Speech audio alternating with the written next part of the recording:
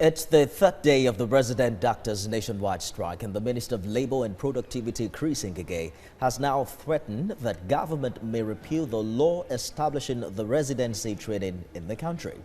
He spoke at the conciliatory meeting to end the ongoing nationwide strike embarked on by resident doctors. TVC News correspondent Joke Adisa was there. Days after resident doctors began an indefinite nationwide industrial action, the Minister of Labour and Productivity is hosting this meeting as a means to ending the strike. The day's meeting took a different path from those before it. First, angry journalists staged a walkout when the meeting was about to start. We were here by 12. I came a bit past 12. This was to register their displeasure that the meeting slated for noon was taken off 2 hours after. It took the intervention of the Minister of State for Labour, Festus Keyamo, before the journalists returned. Then, the opening remarks by the Minister of Labour and Productivity was another cause for friction. A visibly angry Chris Ngige carpeted the striking resident doctors for not appreciating all that the government has done to keep them at their duty posts. Efforts are on to smoothen everything, and you suddenly go on strike. Much more importantly, government is being disgraced and spoken as this government is deceitful. That is language coming from the leadership of NAD. It's a disgusting language. It should not be used. The Minister of State for Health also spoke in like manner, insisting that as elders of the profession, they have always had the interest of the young doctors at heart. There is no right that is absolute. Every right is qualified. And our Constitution, under Section 45, declares that.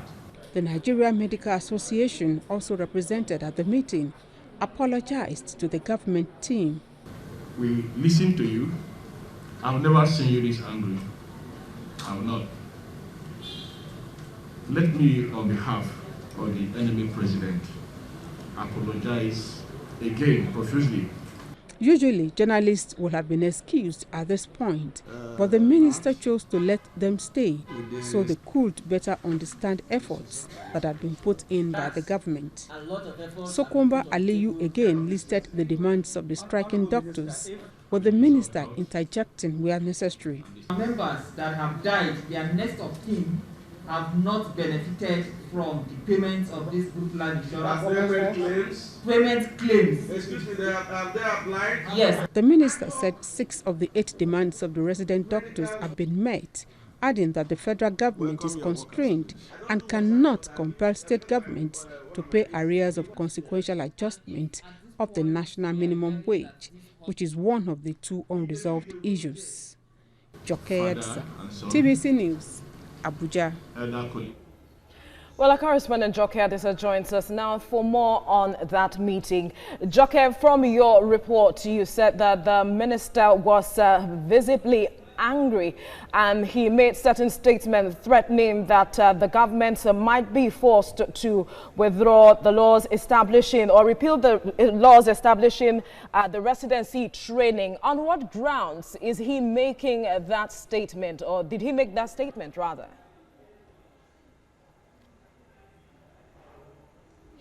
At today's meeting, the minister, like I said in that report, was very angry, and he was reacting to comments credited to the president of the National Association of Resident Doctors, Sokomba Aliyu, whom they said went on air on one of the TV stations to accuse the government of not doing anything to alleviate their suffering, especially now that they are fighting COVID-19. They are at the forefront of a taming COVID-19 pandemic. So this was what made the minister to get angry, and he did say that if care was not taken, the government may be forced to repeal that law that established them, and that more importantly, he said the government, the Buhari administration, has done more than enough, and that in fact this country now is the largest paying government as far as the health sector is concerned, and so he wants the medical doctors and other health workers to reciprocate this gesture.